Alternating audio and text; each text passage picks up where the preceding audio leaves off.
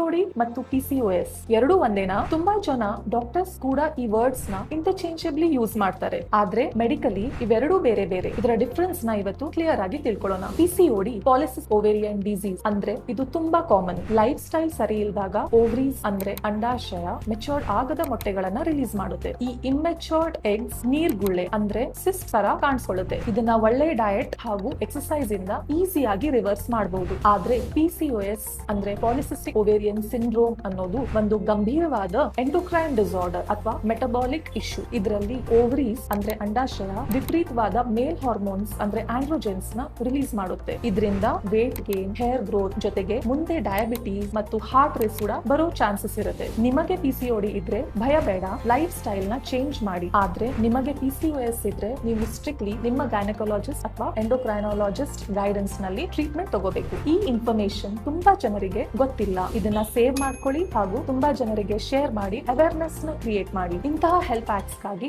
ನಮ್ಮ ಪೇಜ್ ನ ಫಾಲೋ ಮಾಡಿ.